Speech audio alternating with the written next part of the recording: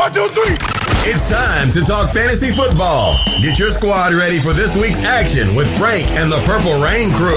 Now, live from the Fantasy Wire studios and home of the Casual Conversation podcast, it's the Purple Rain Fantasy Show. All right, welcome to the Purple Rain Show. We're a proud member of the Full-Time Fantasy Network, and you are listening to the home of the Casual Conversation Fantasy Football Podcast. We are in week 4 of the NFL and fantasy season. I'm your host, Frank B. You can find me on Twitter at FantasyWireHQ, online at thefantasyfootballwire.com. On the website, we'll have all this week's starts, sits, rankings, risk-reward players, much more updated. Check that out, bookmark it, fantasyfootballwire.com.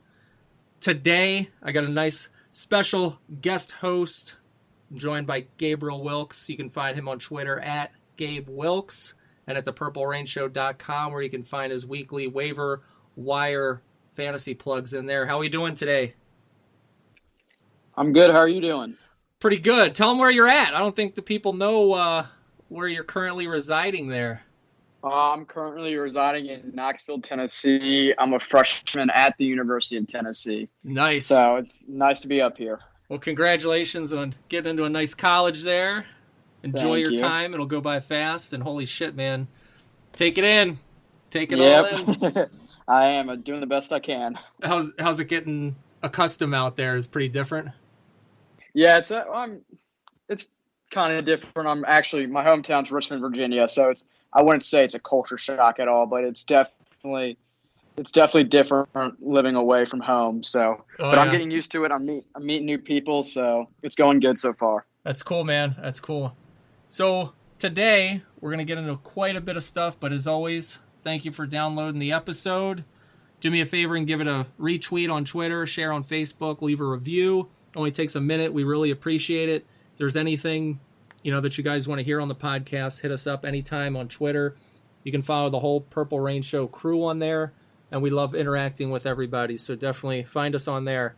Before we jump in, we can get into some NFL news and injury updates.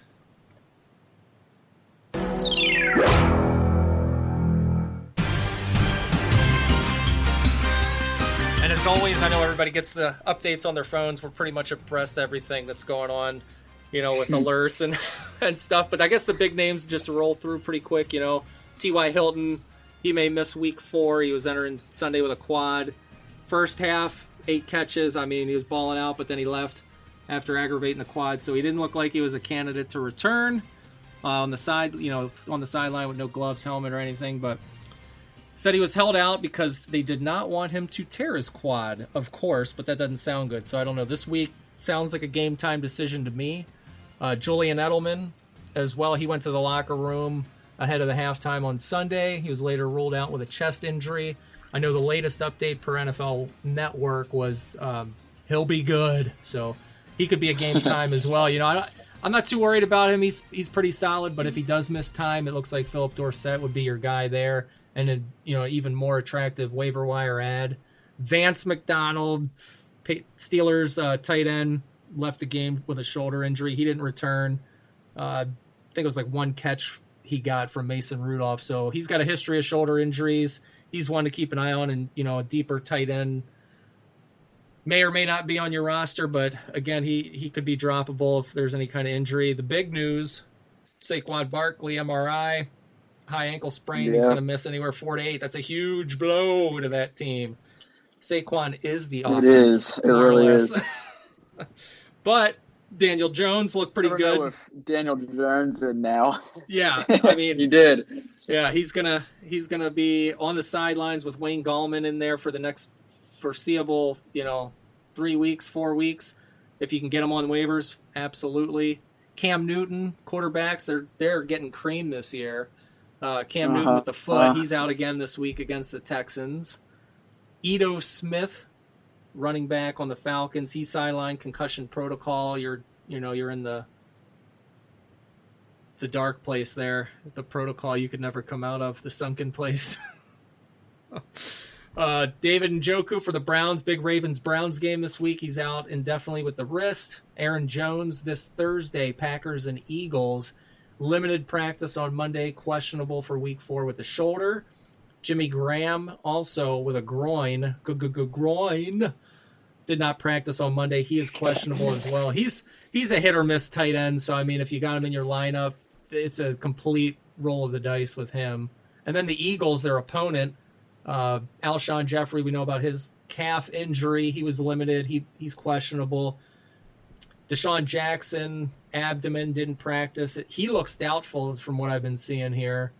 And things are less clear in Kansas City where LaShawn McCoy and Damian Williams are both banged up.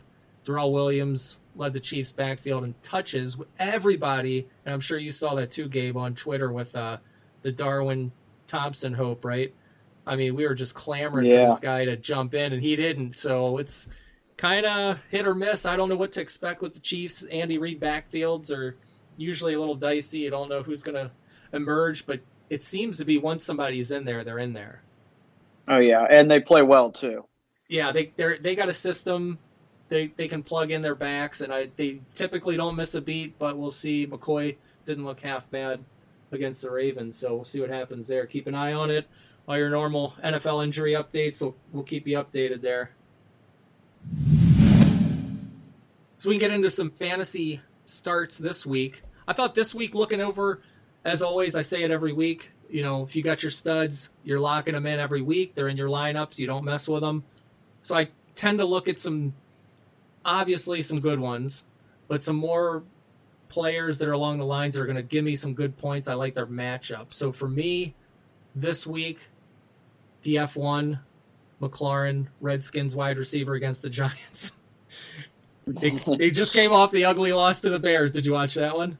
I watched some of it. I didn't get to catch all of it. Oh, that was nasty. So, against the Bears, and that's a top defense, man. And you got Case Keenum throwing to you. You know, he caught 6 of 8 targets, 70 yards, which is pretty respectable against that defense. It was a 31-15 loss, but his touchdown reception, he's the first player in NFL history to record at least 5 catches and a touchdown in each of his first 3 games. That's saying a lot considering, like I said, Case Keenum's throwing him the ball. He's on the Redskins. He's a terrible offense. But he's a threat to make a big play, man, every time he touches the ball. So I think he's got a great matchup. Week 4 against the Giants defense, they gave up $190 and 3 touchdowns to Mike Evans. Now, he's not Mike Evans, but he's a speedster. He's a burner, and I really like him this week. John Ross is another speedster facing the Steelers. He had a tough week 3. What do you think of him against that Steelers secondary? They're allowing a ton of yards. Yeah, but John Ross, you can't ever tell. Yeah, I think he's a start, but his ceiling is so good. 2 years of his career. Yeah. Oh, yeah, no, yeah, because, they no A.J. Green, so it's him and Tyler Boyd, and he's playing well so far this year. Well, at least before last week, he had first 2 weeks were very strong. So, I mean, the Steelers secondary's weak. I could fully see him just breaking for another great week. Yeah, and then I got Josh Jacobs this week. Everybody, this past week was wanting to run him out there against the Vikings, and I just couldn't see it. I'm telling you, the Vikings at home are a lot nastier. They're a different team at home in the Dome, and they kind of shut him down. But I think this week against the Colts have made strides on defense, but they still can't stop the run. They're giving up the 5th most points to backs. I know John Gruden had said he wanted Jacobs more involved in the passing game, so I think they're going to really make an effort to get him catching more out of the backfield. They're going to run him harder against the Colts. It's a good opportunity. I do like him a lot this week. And then another receiver, Keenan Allen, obviously you're going to lock him in. But, man, Dolphins lineup, you're drooling on anybody you got facing the Dolphins, right? Pretty much. So. Oh yeah. Yeah, you got to roll him out. Phillip Rivers. So. Yeah. Who are you locking in this week? All right, so I'm going to start with Phillip Rivers, like mentioned before. Again, anybody against the Dolphins, you got to play them. That's right. It's just embarrassing what the Dolphins are doing at this point. At running back, I like Kerryon Johnson. We saw against the Chiefs. We saw Mark Ingram whenever they gave him the ball, and they probably should have given him the ball more. The Chiefs couldn't stop him. So I expect Matt Patricia and the Lions to try to go full ground and pound this week. I have Hollywood Brown, Marquise Brown. The Browns, I was watching their Sunday night football game and seeing almost all of their I think it was a completely new secondary. They're all injured. So, I mean, as long as that secondary is going to be banged up, I'd love to start Marquise Brown. Expect a few big plays from him. The Cardinals have allowed the most points to tight ends so far this season. And Disley, after a bad week one, has had two really good weeks against their opponents. I was a little worried on Disley. Like he was a flash in the pan. Do you think he's going to stick? He's going to be consistent? I think so. I just don't – there's no other receiving option on the Seahawks at tight end. And, again, they've also lost some of their receivers before. So it's Tyler Lockett, DK Metcalf, and then Disley's got to be your third option. Pretty much, yeah. Because even Moore has been quiet. He hasn't done much of anything. And he kind of had some flashes last season. I thought he'd do a little more starting out this year, but I guess not. I don't know. It seems like it is, like a 1, 2, and 3, that route. Yeah. Sounds good. Well, let's go directly to the sits. I got a few sits this week. For me, on Thursday night, Aaron Jones, we talked about him with the injuries and the shoulder. I think he might be in for another disappointing outing against the Eagles defense. They're only allowing 57 rush yards per game. I mean, until the Bucs decide on a lead back, Barber and Jones would stay on your bench like last week. You're thinking, right? Aaron Jones this week, he's splitting with Jamal Williams, and Matt LaFleur came out and said that he wanted to get Jamal Williams involved more in the Packers' offensive attack. Every Aaron Jones owner right there is crusty groaning on that call. So I don't know if I have him in like 2 leagues. I don't know if I'm going to start him this. It's hard not to throw him out there because he's pretty explosive, but I feel like if I do, I'm going to get burned. I'm going to put him as a sit this week. Jameis Winston against the Rams. I think the Bucs come back to earth against the Rams defense that's pretty damn good at shutting down quarterbacks. I mean, they're one of the best in the NFL with pass rush, getting to the quarterback, so I think he's going to take a lot of hits. They could force plenty of turnovers with him. And Carson Wentz, another quarterback, facing the Packers defense, which is much improved. They seem to be getting a little better each week. I know Denver, Phillip Lindsay got the best of them there on the ground, but I think in the air, as far as a lockdown corner, they can take some weapons away from you. They're hurt at wide receiver, so Carson Wentz, and he seemed to be starting out a little slow too this first couple weeks. Running backs, Devontae Freeman against the Titans. I had a couple people ask me today actually on starting him or sitting him, and I'm putting him as a sit. I think he had some progress, but it's not what most fantasy people are looking for picking him up, in their drafts this year. I think the Titans are a much tougher draw than the Colts, but the Falcons are going to have better success attacking the secondary through, Austin Hooper in the red zone, Ridley in the slot, even Sanu, Julio, of course. So I think Freeman would be a sit this week. And at tight end, Jared Cook has got to be one of the biggest disappointments across the roster position there. I mean, he arrived with so much promise, after what he did in Oakland, and you're thinking Drew Brees. Now Drew Brees isn't playing. He's hurt. He's seeing like 14% target share, 2 passes against the Seahawks. Teddy Bridgewater's still getting his feet wet. I don't think Cook's going to do anything. Yeah. I mean, he's definitely a sit if you've got Cook in deep leagues. So who are you sitting on the bench this week? All right, at quarterback, I'm going to sit Josh Allen. I think he's had a pretty good season so far, but again, he's going against the Patriots. His defense is just outstanding. They got Stephon Gilmore, Devin McCourtney. I just don't see him having much success through the air this week or even on his legs. At running back, I'm going with his opponent, sitting Sonny Michel against the Bills. Again, strong front seven. McDermott knows how to coach a defense. They got Ed Oliver in the middle. And he's kind of been struggling so far this year as well, and I don't really know what I'm going to get with him. So, especially against this Bills defense, I'd sit him. At receiver, I'm sitting Emmanuel Sanders. I think he called out the offense kind of in a press conference saying he wants the ball more. Yeah. He only had like 4 touches, and he was like, we're in a world of suck. I think that was the quote. Yes. But against the Jaguars, whether or not Jalen Ramsey's playing, they still have A.J. Boye, and it's still a strong defense. And his frustrations, I don't know how Vic Fangio is going to like that. And I just can't – besides Philip Lindsay, who I still have a somewhat hard time trusting, you can't trust anybody on that offense. No. And then at tight end, I'm sitting Trey Burton, who was another huge disappointment at tight end. After – to say an okay season last year. I think I had him in a few of my leagues last year. He was like middle of the pack tight end, and I thought he could do that again. But, Trubisky struggles and the whole Bears offensive struggles. It's affecting him negatively as well. And against the Vikings, who also have a solid defense, I really don't expect much from Burton. Yeah, Trey Burton last year for me, I had him in 2 leagues because I really passed up tight ends last year, and it burned me. But Burton was like, I'd play him, and he would suck. Couple points, 3 points, 4 points, not even, And then I'd put him on the bench, and there he goes, 10 point, the big game. Yeah. Something decent, double digits. And I had that same exact issue. Yeah, every single week, man. And so this year, I said, I'm not even going to touch this guy unless I absolutely have to take him in the draft. And I prioritized tight end primo this year because last year it really burned me. I hated going into my matchups down, in the tight end opponent. So he's the ultimate risk reward player anyway. But this year, yeah, I definitely stayed away from him.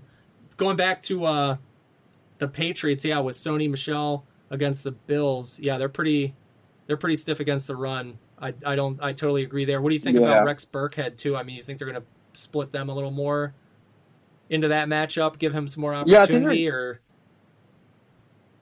Yeah, probably. Just because, again, Sony Michel hasn't really played like he looked towards the end of last year. Not at all. And, Bill Belichick's just going to do what he feels is best, and you really can't predict what he's going to do back there. So I wouldn't be shocked to see them split at 50-50 or 75-20 in favor of Burkhead, or even the opposite in favor of Michel. It's too hard to tell, and against this Bills defense, it's just a risk I'd want to stay away from. Yeah, absolutely. Sounds good. Well, let's get into some rapid-fire questions here. So we're going to do some rapid-fire questions for each of us, 5 in a row. You want to go first, or you want me to go first? I can go first. All right, I got mine up. You right? Oh, you want to read them to me first? Yeah, sure. Let's do it. All right. So my first one is, with Saquon injured, how much fantasy value do you think Wayne Gallman has going into this week against the Redskins?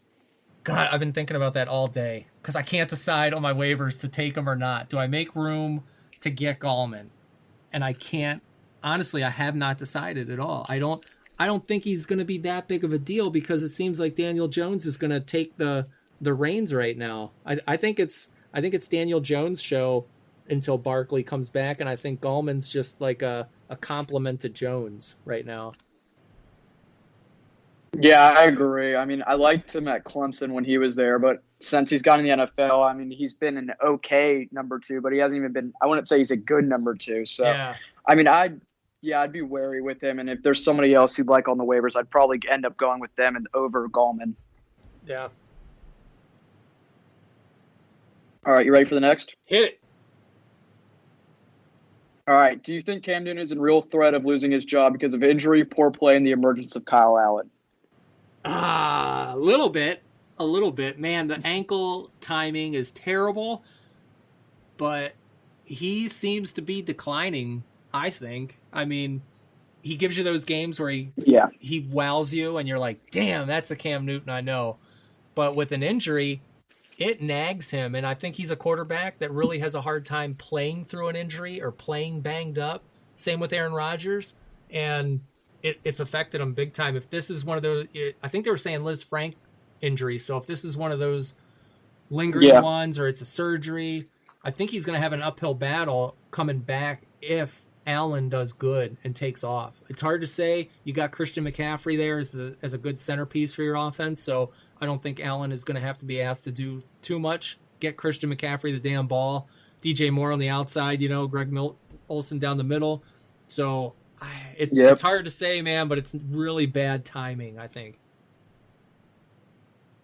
Yeah, I'm worried too. His injuries have been just piling up lately. Yeah. And again, and he takes more abuse than anybody. He looks like he's declining. Yeah, he takes more abuse than anybody every play, every hit. So it takes a toll on you. All right, my next one is, when is the right time for the Redskins to put in Dwayne Haskins? Right now. Man, I thought he was going to play after Keenum's third pick. Why wouldn't you yank him after 3 picks? I mean, you're down already. You're playing the Bears.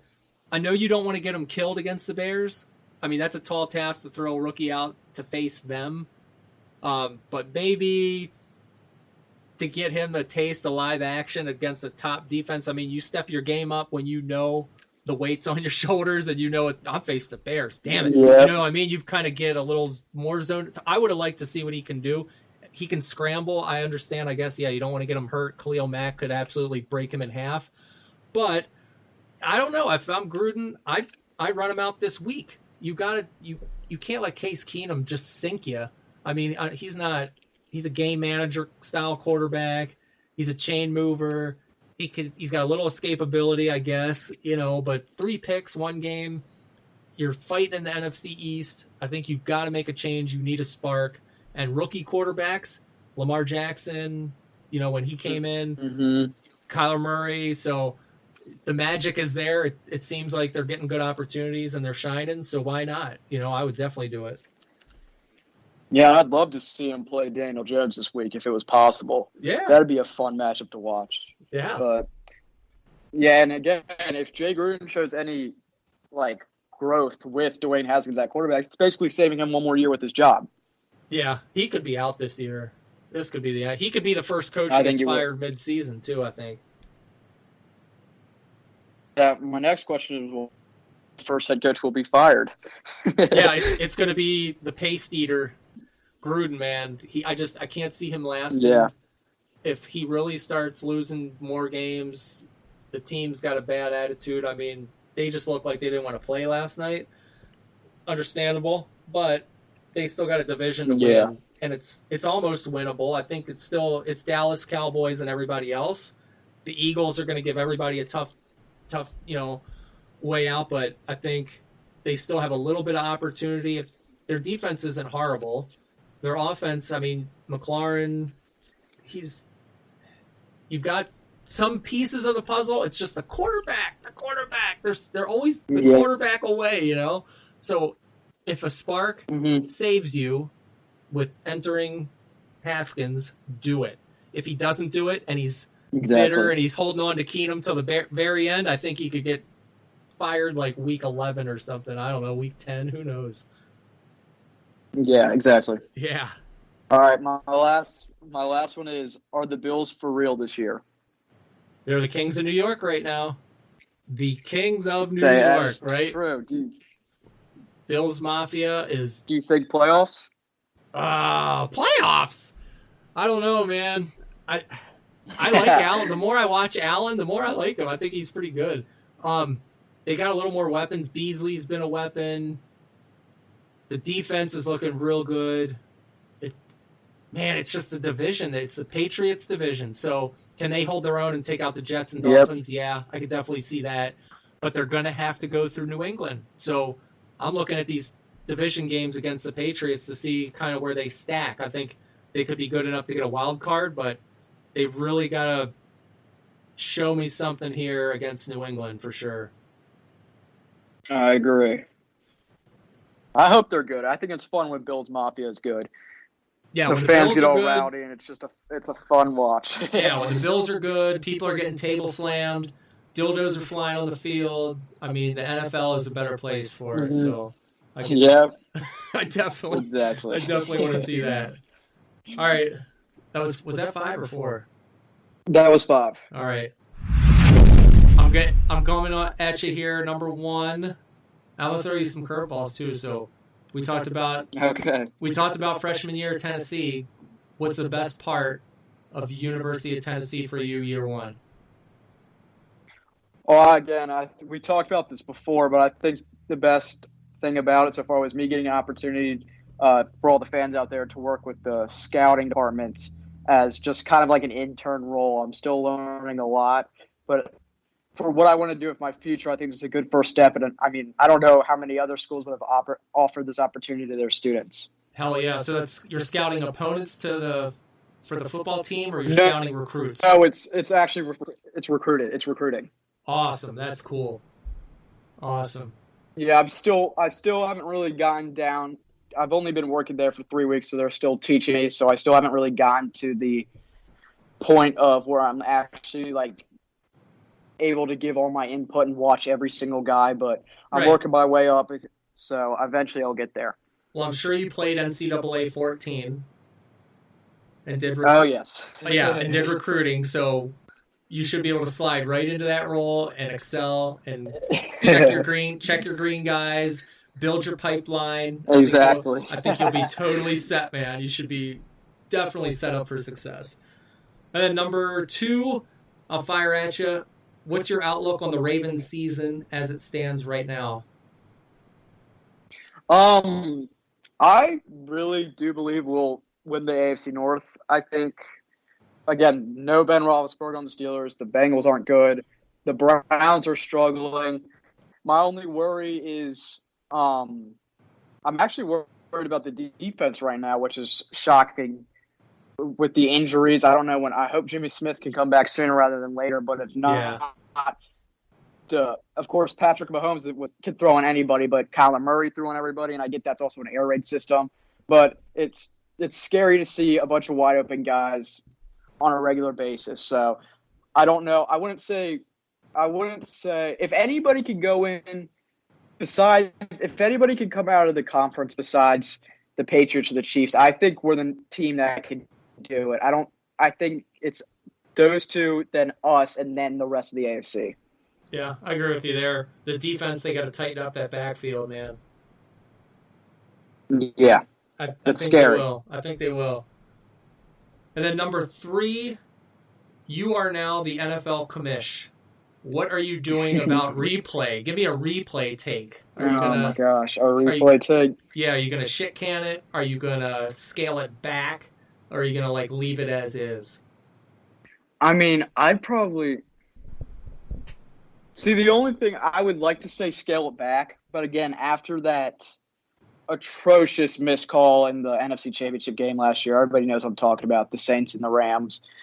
I think it's good to have that rule in, but as we've seen so far, nothing's getting overturned.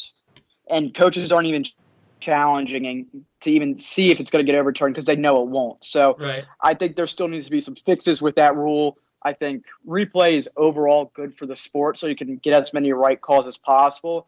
I think the bigger issue right now in the NFL, and I'm sorry to go off topic, but is the way too cold. You saw Tom Brady tweet about it. I think that's getting out of hand, and I saw it in the Chiefs game with that phantom holding call on Willie Snead. So I think that's more of an issue, honestly, right now than replay is. The refs? Yeah, the refs and the holding calls. Yeah. Yeah, the holding calls, I think, just for week 2 or 3, they were up 60-some%. It's like, it's insane. Yeah, it's ridiculous. Absolutely insane. Number 4, right now, as it stands, I don't know how many fantasy leagues you're in. I know you're in the Purple Rain one with me and everybody else. What's your best fantasy team record right now? Is it the Purple Rain League? Is it a different league? Where are you sitting? So I am in 4. 3 of them I am 3-0 right now, and then the Purple Rain I'm actually 2-1. So I'm actually doing very well so far. I wish I was 3-0 in all 4, but you can't be perfect in everything. That's right. And then number 5, last but not least, give me the best fantasy team name you've ever used anytime. Best team name all time. Oh, here's the thing. I'm not creative enough to come up with these funny team names.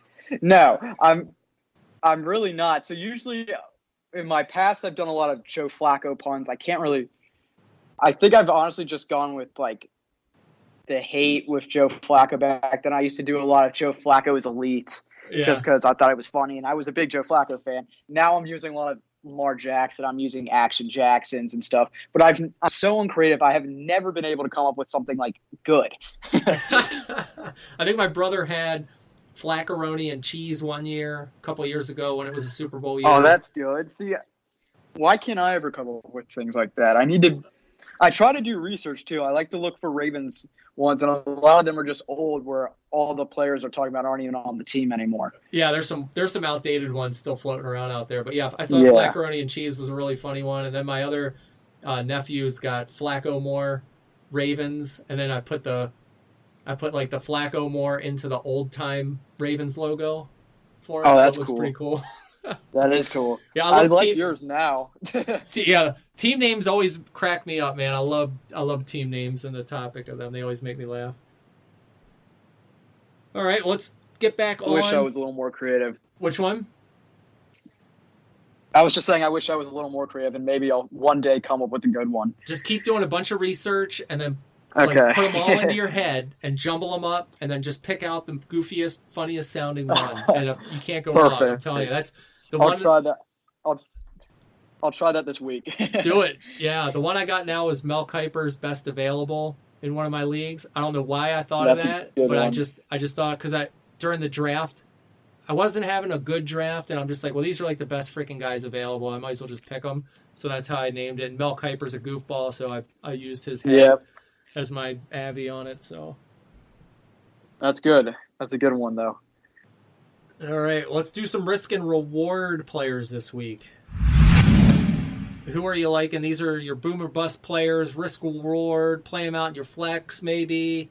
If you're in a deeper league, double flex league. I mean, these are some guys with high ceilings but could also bust. Who you got here this week? All right, at quarterback, I have Daniel Jones.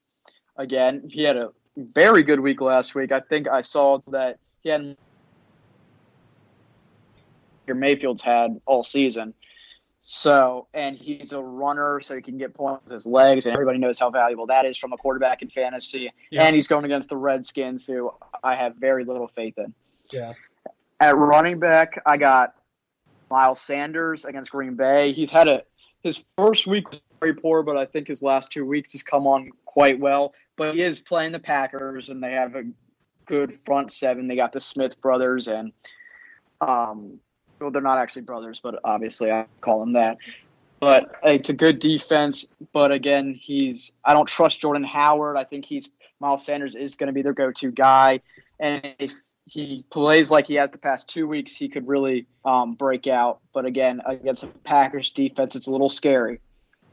At wide receiver, I have DJ Chark against the Broncos. The Broncos defense is good. They haven't gotten to the quarterback a lot so far, which is surprising with Von Miller and Bradley Chubb. So I think Gardner Minshew might be okay, and he is Gardner Minshew's go-to guy so far. Mm-hmm. So if he keeps relying on Chark, I think he could have a big week. But again, he hasn't shown much besides these first two.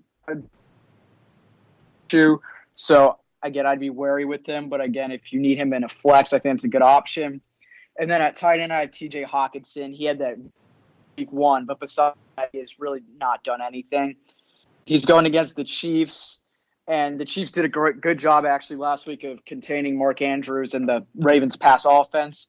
So that's why it's a little risky, but he definitely has the talent. So I'm just hoping to see that he has another good week like he did week one against the Cardinals. Yep, definitely a boom or bust kind of guy. Yeah, for me, I've got Kyler Murray against the Seahawks. I know I did not. Did anybody expect Seattle to lose to Teddy Bridgewater-led Saints? I definitely didn't. I thought it might be tight, but not like that. So, I mean, Seattle just lost to a team led by Teddy Bridgewater. But the Cardinals, we know what they're doing on offense.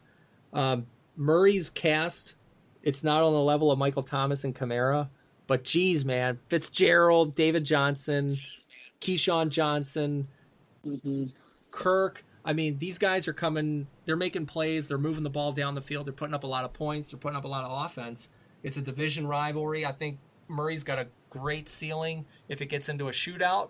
And against Russell Wilson on the other side, I mean, it's almost like the Spider-Man meme, back and forth, running around making plays, throwing bombs. Yeah, so that's a good one. I think it could be a really good risk-reward type It's funny, play. I didn't even think about that, but that's a good point. It is, and if it goes the other way, Yeah. and it's a deep, because remember, I think it was maybe last year or 2 years ago when I think it was the Seahawks and Rams would play these super low-scoring games.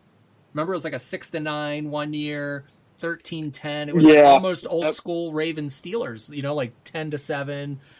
It could go that way too. If the defenses come, it's hard to say. I think he's a risk reward this week. I'm still play him. I'm not scared to play him, but I think he's a risk or reward depending on where you're putting him. If it's a quarterback 1 league or a 2 quarterback league. And then backs, I've got Ronald Jones, Bucks at Rams. Jones, 121 yards from scrimmage may have been lost among like the bigger fireworks on Sunday, but it's a game where he outperformed Peyton Barber.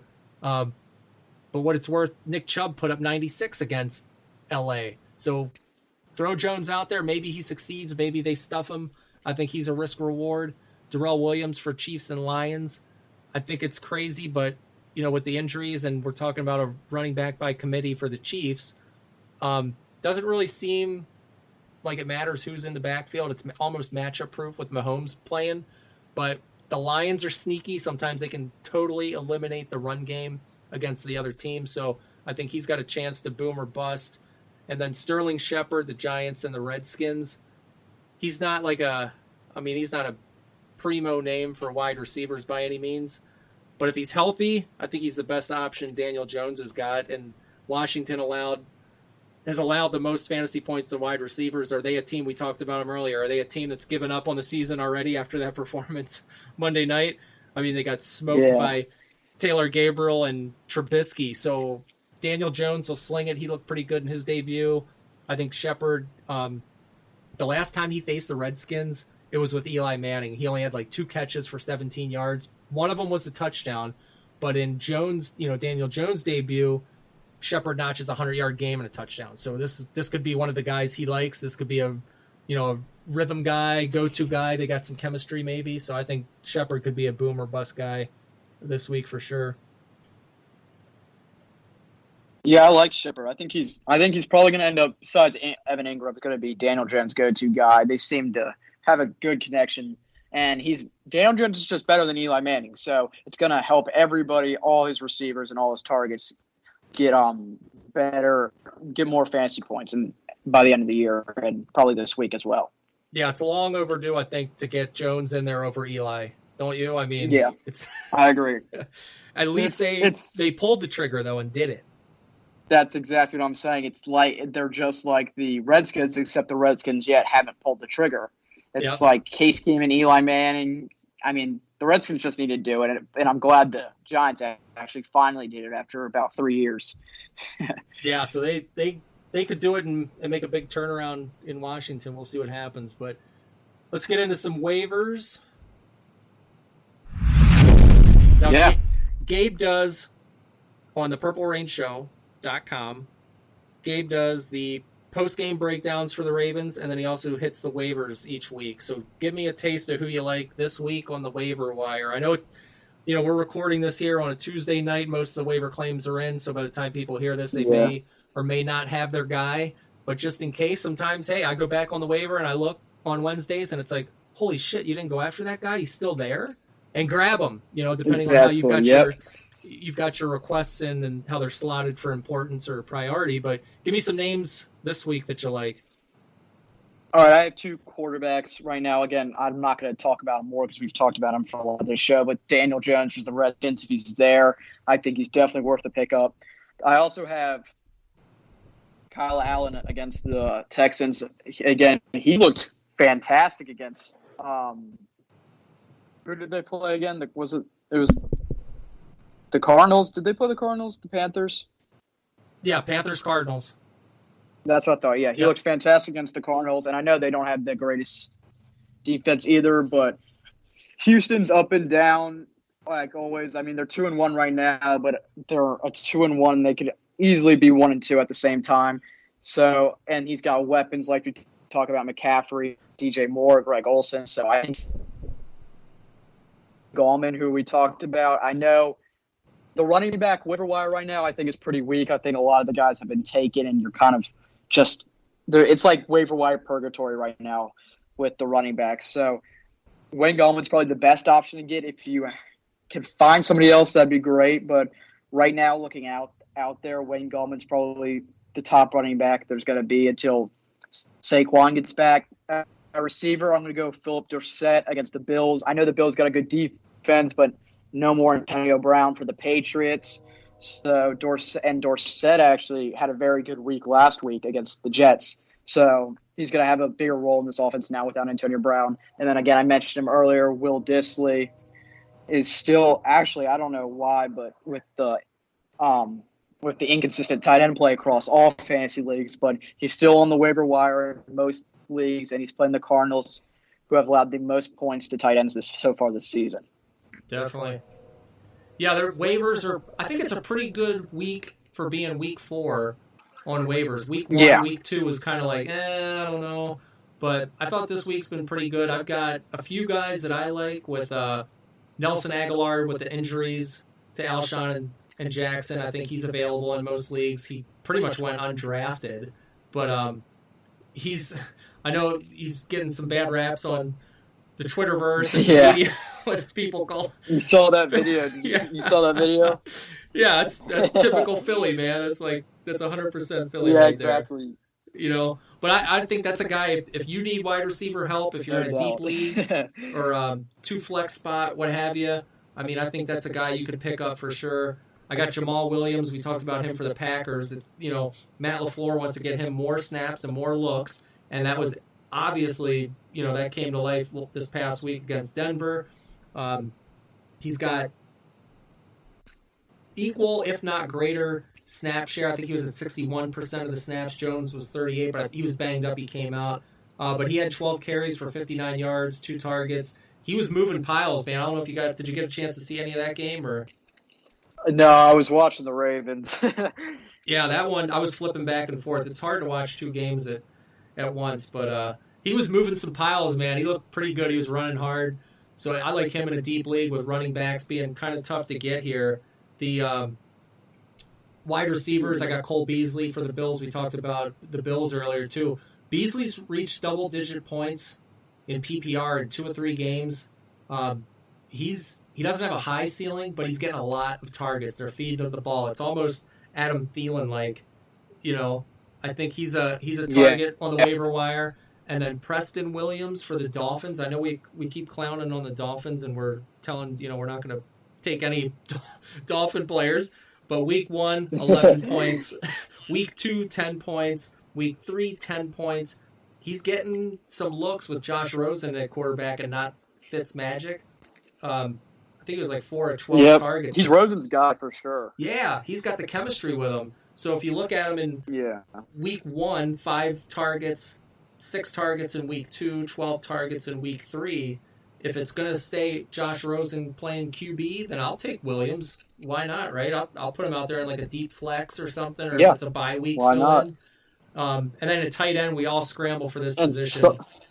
Go ahead. Sorry, and somebody's got to do something on the Dolphins, right? I mean, there's got to be one player who's got to do something. So Williams looks like he's probably the one that's going to be it.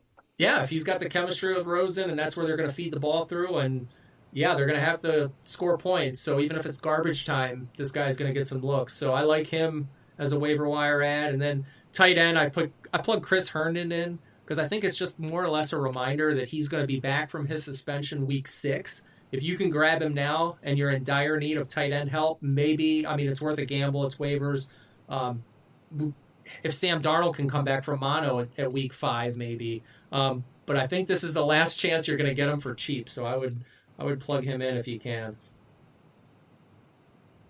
Yeah, I agree. He had a really good season last year. So now that when he's back from suspension, hopefully, like you said, Sam Darnold will be back and they can continue where they left off last year. Yep. Yeah, so I'd plug him in if you can. Now let's get into we're going to do a little curveball here. We are going to profile a roster here, and we're going to do this live for the first time. Doing it live. Now, just in full transparency here, Gabe and myself have not really examined this roster to the T, because I like doing things live in the moment. Like I said, casual conversation podcast. We're not overly prepping, sounding rehearsed, wooden and laconic, as Jim Rome would say. But we're going to take a look at Dan Krell's roster. He's on Twitter. Dan and I talk quite a bit for the past couple of years on fantasy lineup questions. I believe he won his championship in his league last season, I think, or he came in second maybe. He's in a 10-team league, and Dan and I go back almost daily on ads, waiver wire ads, player lineup questions. So we're going to take a look at his roster today and break it down. I got Gabe a copy before we opened up the show here, but let me just run through his starting lineup. And I think he's got a damn good team right off the bat. I think he's got a good team that he drafted and put together. It's really balanced in my opinion, but let's roll here. He's got a quarterback. It's a 10-team league. Let me say that again, 10 teams, PPR. He's got a quarterback, Patrick Mahomes. Running back, Nick Chubb. Running back, Eckler. Wide receiver, Adam Thielen. Marquise Brown for the Ravens. Tight end, Greg Olsen. Flex spot, Cooper Kupp. Defense, the Los Angeles Rams. And a kicker, Justin Tucker. That's his starting lineup as of week 3. I think that's pretty damn good. What do you say? Yeah, I wish I had a team that looks like this. Yeah, I like that. I like that team a lot. And now, if you want to move to his bench, we've got Sony Michel for the Patriots. We've got wide receiver Tyler Boyd of the Bengals. We've got Panthers wide receiver Curtis Samuel. We've got the Rams running back Malcolm Brown. We've got another backup defense in the 49ers. We've got tight end Disley. And we've got running back Raheem Mostert from the Niners. So what do you think when you look at that bench? Is there anywhere, if this is your team, is there anybody you would be... Give me your holds and your dishes. I mean, I would hold Samuel for sure. I would hold Disley for sure. Michelle, Sony, he might be one I would try to trade if I could get some value just to test the waters, maybe. What do you think of that bench? I mean, I think it's also solid. I mean, he's got Tyler Boyd on there too. Yeah. The only thing I don't love, just as a fantasy guy, I like to stream defense on his team at once, but I'd probably try to find a waiver guy to replace that defense. And Malcolm Brown, I'm not exactly sold on either. So if you can get Wayne Gallman or Jamal Williams on the waiver wire, I'd probably prefer hit them over Malcolm Brown. Yeah, I definitely agree. When it comes to defenses, I'm 100% streamer because I don't want to tie up that extra bench spot with a defense. You're not going to use them, so just ditch them. And when your team, keep the Rams. I'm definitely keeping the Rams defense. I'm not going to touch them. But when it gets to their bye week, I'm going to have to make a choice. If I dump the Rams and get a different defense, that's okay. I'll still be comfortable with that. If I've got dead weight on my roster and I don't, I got a player that I just don't really care about at all, I'm going to dump him to stream the defense I want and keep the Rams. So you can position yourself just fine. A defense is not the end of the world. To me, it comes down to the flex spot and your twos is where you win and lose these games, it seems like. And then if the ones have a dud or, you know what I mean, you get the hashtag because fantasy games like we had this week. So those would be mine. And I apologize. I don't know who Dan has gone after in waivers this week. I don't know what his selections are. So I'm sure he'll let me know afterwards. But Gabe, I'm going to run through just some names on. He sent me some screen caps of the waiver wire as it stands right now. And on. Okay. I'm just going to run through some wide receivers. I'm going to say the names, and then you can tell me if you would dump anybody on your bench for these guys. Sound good? Okay. And I'll kind of lead it off too. I don't know if you're looking at it or not, but I mean, he's got the Cardinals, Keyshawn Johnson available. He's got James Washington for the Steelers available. Tight end Jared Cook, to me, I'm not touching him. I don't care. I don't want him. A bunch of no-namers. Ty Johnson, a running back for the Lions. Rashad Penny's out there, out of that group. I don't know about you, but for me, the only person I may spark a little interest would be Penny. But I don't know if I'd really want to dump anybody for him. Maybe Brown. Yeah, the only thing I could think of based on the waiver wire and what he's got right now is maybe dump Brown for Penny, just because I think Penny is he's got a higher ceiling than Brown does. Or honestly, just like we've been talking about, dump the defense and keep Brown and try to get Penny. I think that'd be even better. Yeah, that's a good move too. Scrolling down, so yeah, both of us agree there, Dano. Penny would be somebody just to look. Maybe put him on your watch list. And then past that, he screenshotted me a lot of kickers, a lot of more. I'm not even looking at defenses because we just said just stream a defense, keep the Rams. Other wide receivers, Adam Humphries for the Titans, Devontae Parker for the Dolphins, Corey Davis for the Titans. I don't like any of these guys. I don't care. I don't want them. They're not worth taking. No. Tariq, not at all. Tariq Cohen for the Bears is out there, but I don't. He doesn't move the needle enough for me because he's too risk reward boom bust. And he's the guy you put out there and he gets you nothing, and then you put him on your bench and he has a monster game. Exactly, and again with the Bears off, and Tyreek Cohen gets a lot of his points in the pass game, but I don't trust Trubisky to consistently get him the ball. So I would stay away from Cohen too. Now I'm gonna give you a couple names that I'd like. Now these guys are moving the needle for me. DJ Shark, Marquez Valdez-Scantling for the Packers, Tyrell Williams for the Raiders. Those three I would have to seriously look at. And the only guys I would consider moving off the bench would be maybe, like we said, Brown, the defense, or Mostert. I think any of those three would be the ones I would make room to get one of those guys. Yeah, I 100% agree. I really do like Shark just because he's Minshew's guy. Yeah. So I expect him to keep going as Minshew develops more. So I would love to see Minshew over any of those three, like you said. Yeah. Preferably the defense, though. Yeah. Oh, yeah. But, yeah, if I have to look at the bench and say, all right, what three spots am I going to move? It's going to be Mostert, the Niners defense, or Malcolm Brown. Those are the only three. Everybody else I want. Sony Michel, I'm gonna maybe try to trade, make an offer to somebody in my league and see if anybody bites. Tyler Boyd, I'm going to keep. Maybe he's one to star in my book, because when AJ Green comes back, and if he's good and healthy, Boyd's target share could drop just because they're going to want to feed Green. So maybe he would be a guy that when is Green coming back? Week 8? I think that's what it is. That sounds right. That's what I was thinking. Yeah, I can't remember for sure, but I would say keep Boyd, and if he has a big monster week 6 or 7, trade him and get the best value you can get for him. The latest update on sorry. Yeah, go ahead.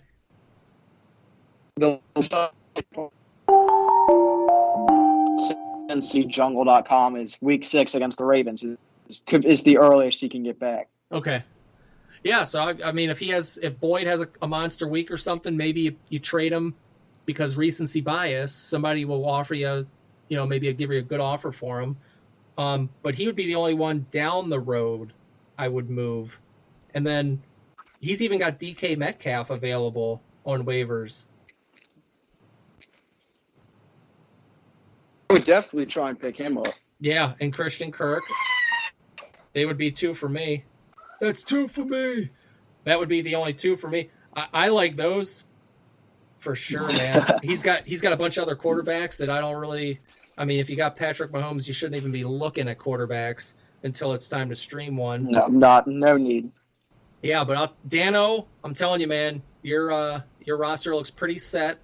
Let me know who you get off waivers, and go from there. But man, your starters that you can trot out week to week, Cooper Kupp, Thielen, Mahomes are your top 3 most consistent pieces. Even Justin Tucker at kicker, you're solid, man. You are totally solid. But let's talk about one thing that Dan does quite a bit. I'm going to call you out a little bit now on this. You window shop. And when I say window shop, I mean you walk down the street and a name catches your ear. Let's say you had ESPN on in the background and they're saying Tariq Cohen's big breakout game, and you go, oh, should I get him? No.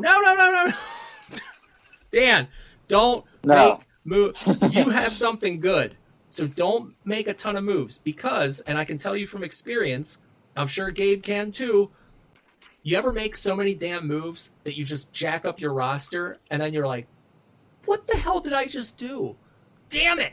Because don't ride a hot name for a week because they might not come back, right?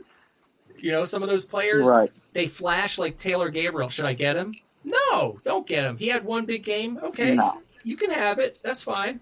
But don't jack up your roster trying to make a move for him when you can hold on to what you got, keep winning. I think he is 2-1.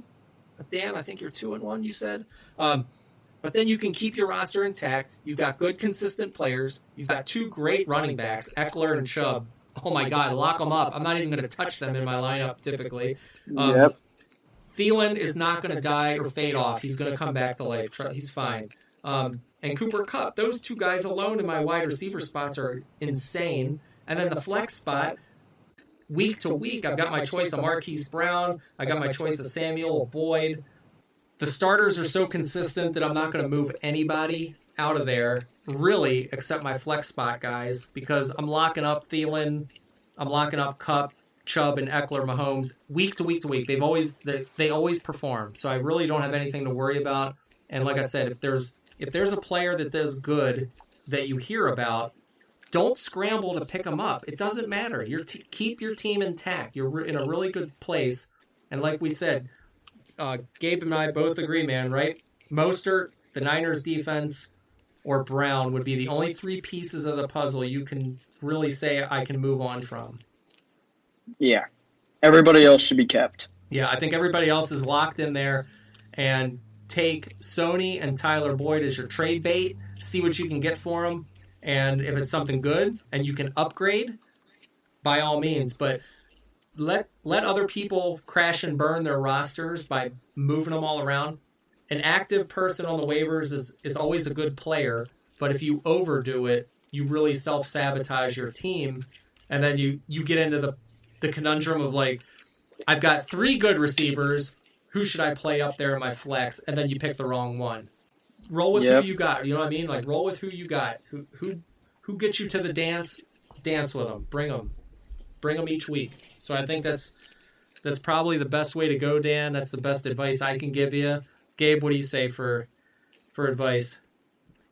I mean, yeah, I agree on everything. I mean, until I would try to trade Michelle and Boyd, but if you can't, maybe even I honestly would try to put Tyler Boyd in your starting lineup. That would be my only critique.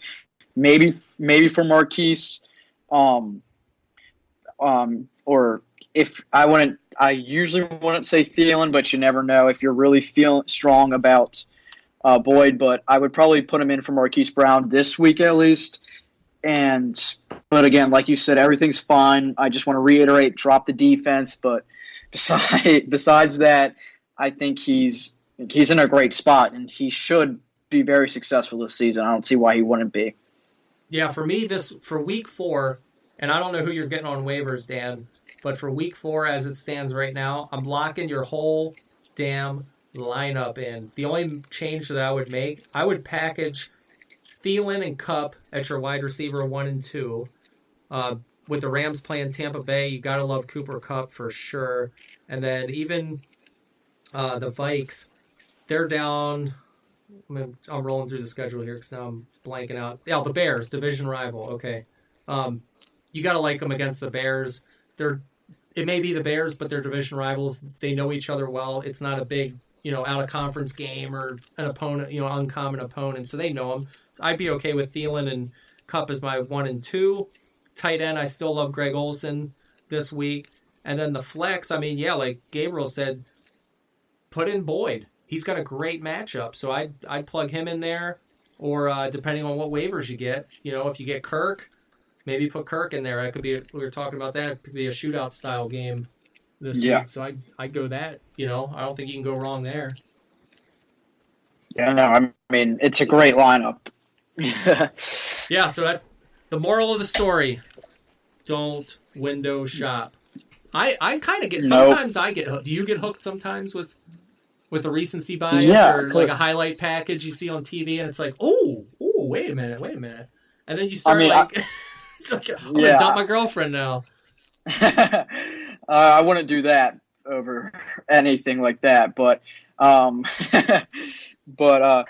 I know what you mean. Yeah, I used to do that earlier in my fantasy career, I guess you could say. But I mean, I've learned to kind of just stay away and really find weaknesses and move on from there. Maybe that's where you try to go window shopping. But once your team's set like his is, I wouldn't go window shopping. Yeah, the only time, just keep an eye on your rosters as far as who are the players that haven't been performing consistently. If somebody has a bad game one week, that's fine. You can make a choice to cut them, but sometimes that goes against you because if it's a cut of anger, you're pissed off, you only got your 2 points and you cut them, and then they turn around and start being consistently good, you're going to regret it. So you might as well give them a pass for a game. Now, if they lay a 0, I don't know, my rule is I'm done with zeros, you're gone. But just look at your consistently bad performers who aren't performing. Those are the guys you want to move. Those are the guys you want to maybe package in a trade for something, lateral move or an upgrade, whatever you can get kind of thing. Those are the players you want to pay attention to and move. But yeah, don't get enamored with a name just because he had a big game or people are talking about him on Twitter or made a little 10-second clip of him, Completely agree. Yeah. So with that, let's get into my favorite segment here. Let's do the Show Me Sunday short list, see who is getting cut this week. Screw you! You're fired! You're fired! Whoa! You're fired! You're fired! The best part is Jerry Lawler going, what? Freaking Lawler. So yeah, for me, like cut week, I don't cut a lot of players early in the season. I'm in about 8 to 10 different leagues, and I've only cut. I think Geronimo Allison was the only guy I cut because he dropped a 0 on me when I plugged him in that week, and that's really it. But for me this week, I mean, I think Latavius Murray might be a guy you can cut from the Saints. With Teddy Bridgewater playing, it's hard to say more now. What's Murray's role? I thought he was going to be like the Mark Ingram fill-in, right? And it's not really. It's just not the same. Yeah, it's not the same. It's not looking like that. I think he put up like 3.5 PPR points in 2 weeks combined. I mean, I don't think that even justifies a roster spot. So I'd cut him. Screw you! You're fired! Jared Cook, absolutely cut. We talked about him earlier. Jimmy Garoppolo, how about him for a quarterback? I don't think I'd hang on to him unless you absolutely have to, but I think he's owned in more than like 80% of the leagues. They're off to 3-0 start, but Garoppolo just doesn't seem like he's getting it done fantasy-wise. He had a really good matchup for week 3, I thought, with Pittsburgh, but he turned it over 3 times. And yeah, it's like ball security with this guy is questionable. If you're in a league that penalizes interceptions or fumbles, he's going backwards on you in the scoreboard there. So I think he'd be a guy I could cut and maybe pick up a Minshew, Allen, I don't know, Daniel Jones if you can or something. 12 career games with the Niners, 17 touchdowns, 12 picks. So I think it's kind of time to move on there. Who do you got for cuts this week? Yeah, I got 3 guys. Kenyon Drake, he's just, again, a Miami Dolphins player who just has yet to do anything. If he's still on your team, I'd probably just let him go at this point. Yeah. Another one we've talked about earlier is Trey Burton. Again, somebody who you didn't even want to touch. I tried to take another chance on him just because I saw those flashes last year. So I was like, might as well give it a try. Tight ends are weak anyways, but he's been even worse this year than he was last year, so I'd get rid of him. And then this is who I want to talk about now. And I know probably people are sick and tired of hearing of him, but is there any worth of possibly keeping Antonio Brown on your roster? Nope. Just like Des Bryant, just like Rob Gronkowski. There's no need. There's no need. It's just, you never know with him. So, for all I know is maybe in 2 weeks he could be like, oh, just kidding, I'm back. But, yeah, I mean, I definitely, especially if you need a spot, he's somebody you got to let go of. Yeah, I think people are, if you haven't had him in the past, you want him just to say, I got Antonio Brown on my roster. But give it up. He ain't coming back. Des Bryant, he's done. People are calling, honestly, and I'll go off topic for a second. People are calling the Green Bay radio stations and the Milwaukee on Packer shows about, we need a receiver. And I'm just like, what are you talking about? We've got Devontae Adams, MVS. Now, Geronimo Allison, fantasy-wise, meh, but real life, he's good. He was really good before his injury. And Jake Kumaro, the legend of UW Whitewater, local guy, he's pretty... For those of you who don't know, Jake Kumaro is the Adam Thielen of Green Bay. He went to University of Whitewater within the state. He's homegrown talent. But, I mean, I think you're fine at wide receiver. So people are calling in the stations, and they're like, oh, we got to get better receivers. He's good.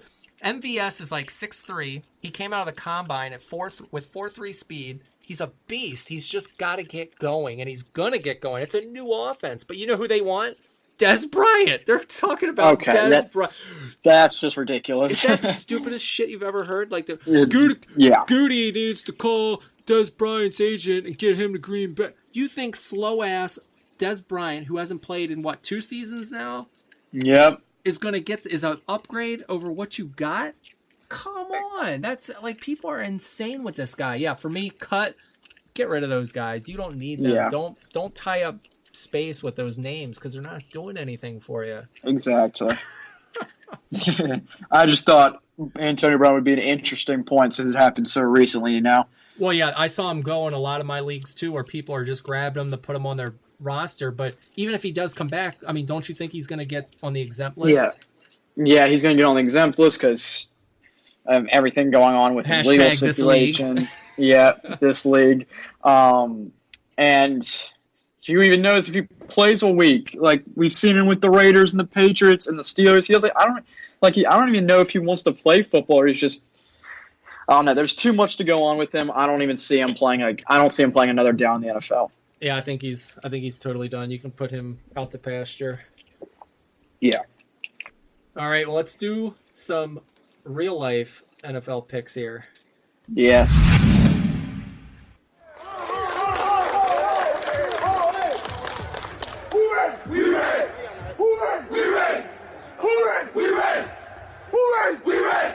What kind of horse y'all got? Lion horse. What kind of horse y'all got? Lion horse. What kind of horse y'all got? Lion horse. Y'all boys ready? Yeah. Y'all boys ready? Yeah. Y'all boys ain't ready? Yeah. Somebody light me up. Boom.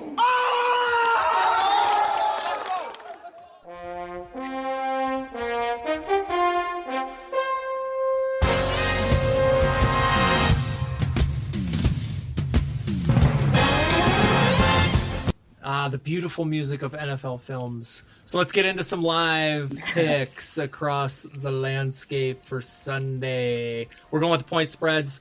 These are the latest odds on my family league pick'em. So I'm picking the games live straight up for the first time. Winners. We want winners, like Mike Singletary says. We can head north for the Thursday night special of the Eagles and the Packers getting it on. Got the Packers favored by 4.5. Gabe, what do you think of this game? 4.5 seems about right, I think. Yeah, I'd probably take the Packers, and I'd take the minus 4.5. Phillies at this point is just too banged up. Carson Wentz has zero help. Their defense isn't even playing good. And Green Bay's 3-0. They're on a roll. I think they're still finding their way offensively, too. And every week they're going to keep improving. So I'd take Green Bay minus 4.5. Yeah, it's a short week, and the Packers had a little trouble with the run game with Phillip Lindsay. I think they're going to have a little bit of the trouble with the run game with Miles Sanders and company. And Carson Wentz has started off a little slow in games, I think, the first couple weeks. Banged up receivers, like you said. Green Bay's got some lockdown DBs. I don't know about their pass rush defense, their rush defense at this point. So they're going to have to tighten that up against Philly's ground game. But I think they can eke out a win with more than 4.5 points. We do the Redskins and the Giants NFC East battle in New York. New York is favored by 2.5. Coming off the Monday night, I'm surprised it's not more, but I'm going to take New York for that. They can definitely handle Washington there, especially at home. Yeah, I 100% agree. I'd take New York minus 2.5. It was 2.5, you said, right? Yeah. Yep. Yeah, I'd take them minus 2.5. The place is going to be rocking. Daniel Jones' first home start. It's going to be exciting, and I think they're going to beat the Redskins by definitely more than 2.5. Then we've got the AFC North division battle, the Browns and the Ravens. This is going to be a best game. I'm excited. Now, last week against the Chiefs, they had the Chiefs favored by 6.5, and I thought that was a little high.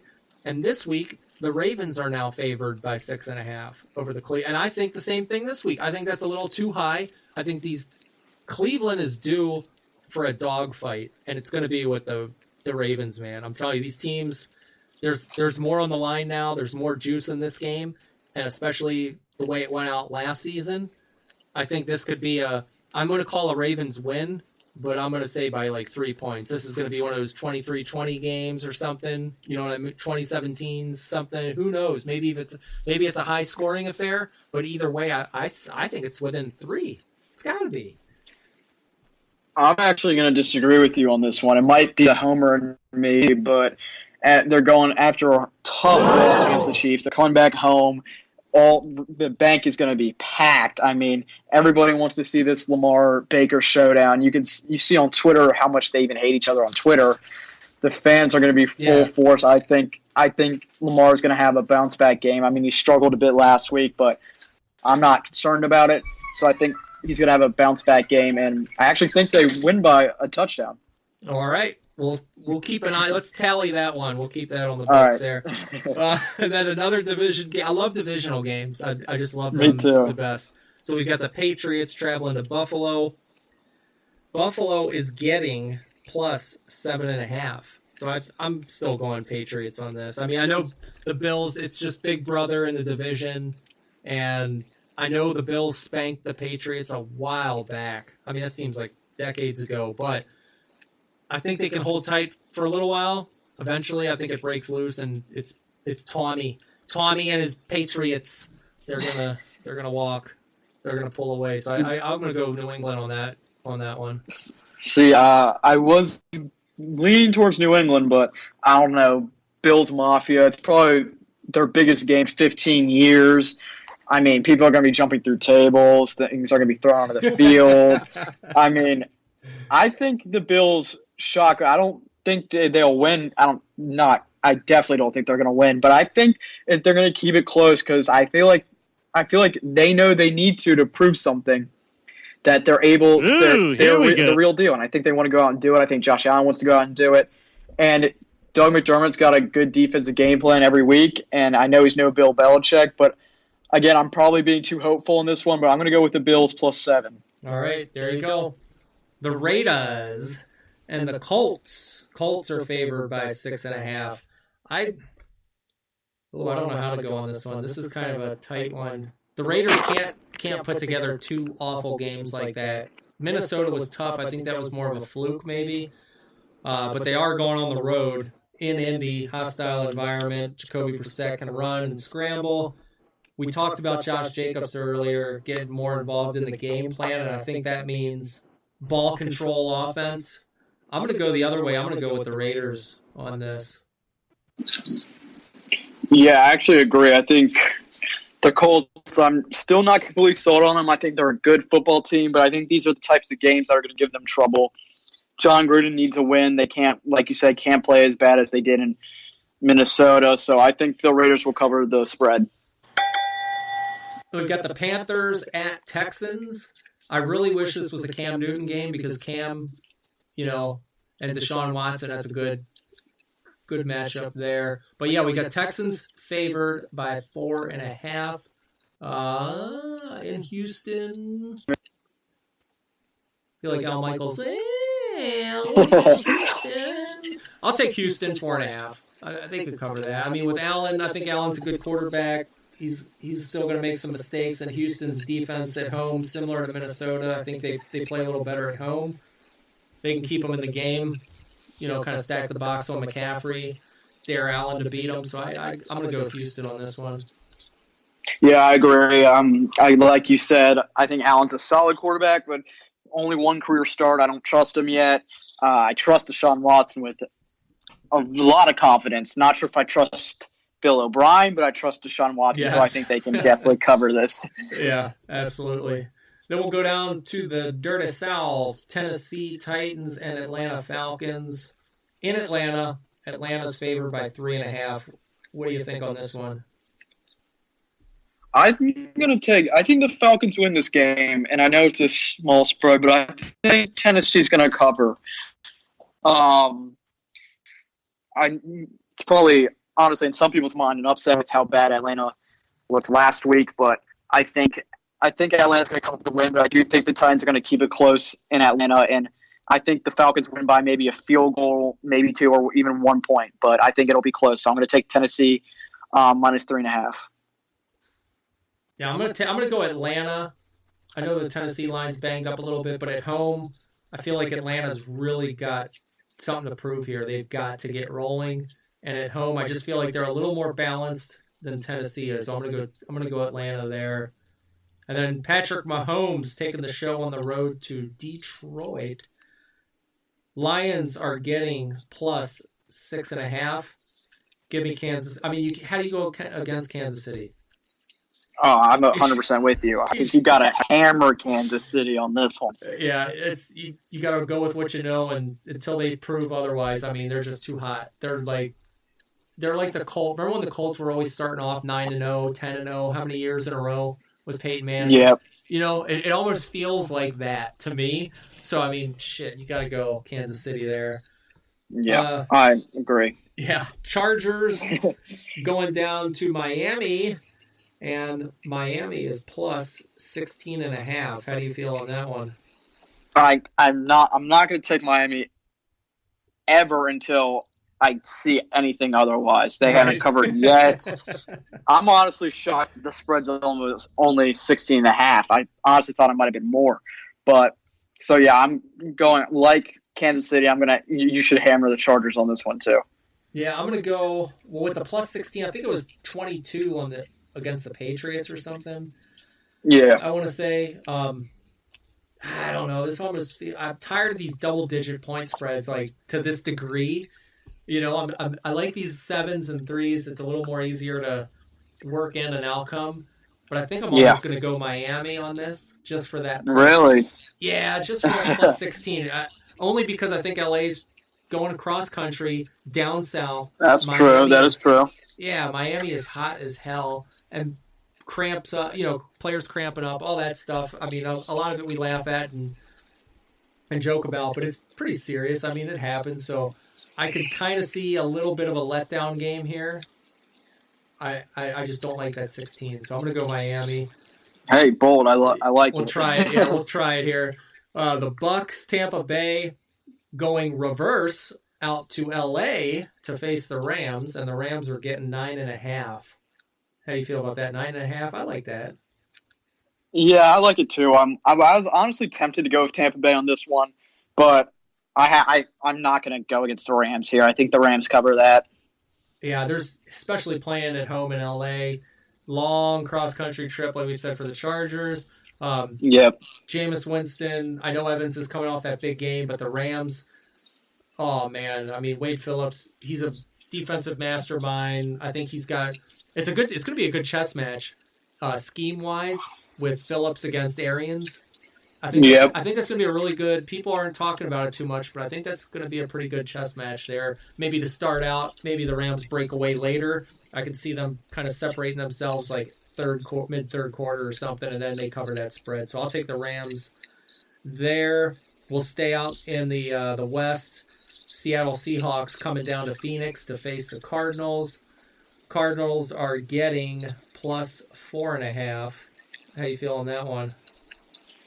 Yeah, I'm going to take Seattle. I think they're going to bounce back after losing to the Saints at their own home stadium. But again, I just don't trust Cliff Kingsbury yet. I know their offense seems to be getting somewhat better, but I trust Russell Wilson and Pete Carroll way more than I trust Kyler Murray and Cliff Kingsbury at this point. So I'm going to go with the Seahawks minus 4.5. Yeah, I agree with you there. Seattle, if everything else fails, Pete Carroll's gum calls the shots. Yeah. So either way, Shopping. I think it's a win. His gum has got more experience in this tight game. So you're right. I think he's been chewing that same damn piece of gum since like first year at USC or something. But I'm gonna go I'm gonna go Seattle as well. I like them. And then we'll go to the NFC North, black and blue beatdown with the Vikings and the Bears. That's always a pretty good divisional series there. The Bears are favored by 2.5. At Chicago, the weather's probably going to be perfect. Jeez, I just can't see Trubisky against that Viking. I know they know each other, but he is. If you watched him on Monday night, he's overthrowing guys. He's off target.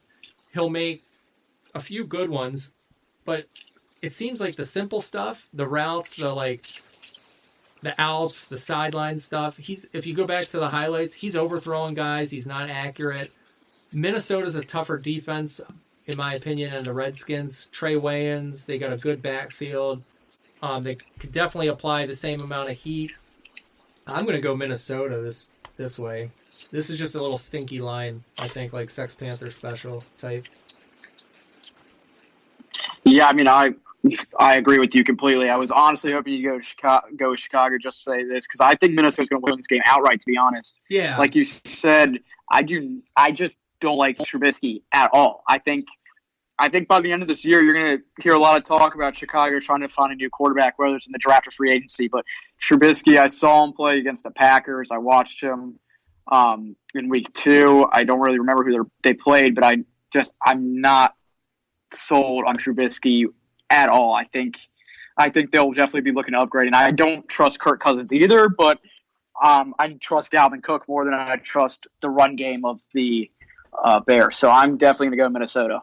Yeah, I like the Vikings much more. I mean, Zimmer is a hell of a coach. He's a defensive-minded coach as well, and he can scheme up a plan. Like I said, it's a division rival. He knows how to get to Trubisky. He knows how to shut him down, so I can see Minnesota coming out on top there. Then we've got the Jags at Denver Broncos hitting the altitude there, 5,000 feet. Denver Broncos favored by 2.5. This is another sneaky line, man. I don't know if I like this either.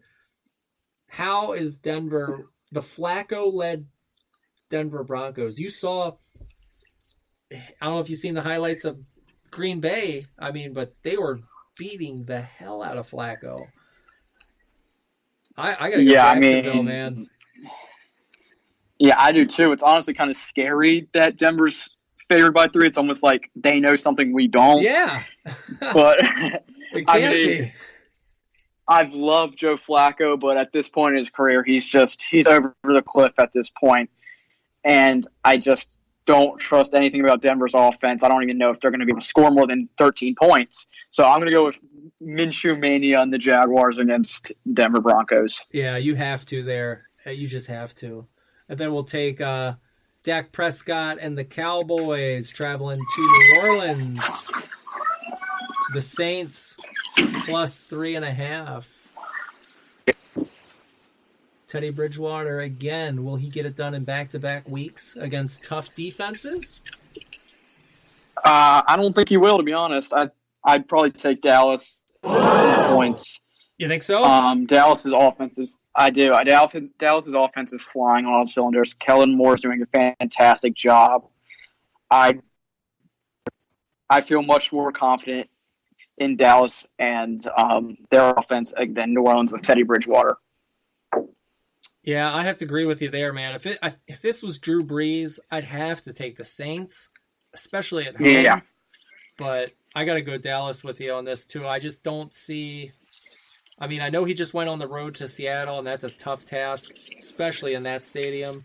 And the Seahawks D is good, but offensively for the Cowboys, I mean, they're just as dangerous. If Seattle had more of a running game, how would that game have turned out, right? So... I'm looking at Zeke. Right. Yeah, I'm looking at Zeke, Randall Cobb in the slot, Cooper, like you said, Kellen Moore calling the plays. It's a much more balanced attack. I really like the offense with him calling shots. So I'm going to go Dallas as well. And then for our Monday night game, Monday nights are tough to watch, man. I can't handle Boog and Tess. Yeah, did Man. Did you see that photo too of the schedule? Oh, which one? It's just like the upcoming Monday night games. It was floating around Twitter, and it's just an awful stretch of games. Is it? No, I haven't seen the layout for. Yeah. Yeah, for me, it's not pretty at all. The best thing to do on Monday night, if you don't like ESPN commentary, is fire up Woodward Radio. It's got Kevin Harlan on the call. Kevin Harlan, I think Boomer Esiason's on there maybe, or I can't remember, but they are much easier to listen to. Stream the Woodward one and then sync up your DVR to it, your live TV. That's the best way to go. But yeah, Cincinnati Bengals. Good tip.